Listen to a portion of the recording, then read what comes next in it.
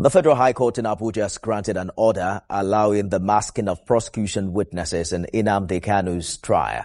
This comes as the federal government opens its case, calling it its first witness to the stand. TVC senior reporter Celestina Area has more. The prosecuting counsel has sought a court order through an ex parte application to allow witnesses to testify behind the screen. The first witness, referred to as AAA for identity protection, is an 18-year DSS veteran testifying behind the screen. AAA told the court that on October 14, 2015, he and his team were assigned to arrest Kanu at Golden Tulip Hotel in Lagos. They found broadcasting equipment in Kanu's room, which was improvised and co-signed by Kanu. The next day, Kanu was interviewed and the session was videotaped.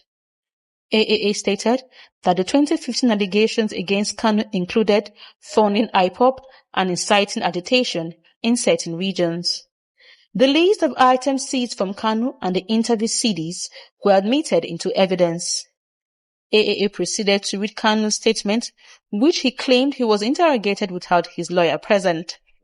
Kanu denied involvement in violence, stating his goal was to improve lives and advocate for Biafra's emancipation through Radio Biafra, which he founded. We have been there from the get-go, so we know the nitty-gritty of this case. Well, what I can add is we are finally here. The government is finally having the trial that it desires. Our position still remains unchanged despite the ongoing trial. That our client is innocent of the charges, that the case is driven by political considerations, and in the end, the innocence of our client will be established. So we take it from here to 2nd May when we are going to subject the government witness who testified today.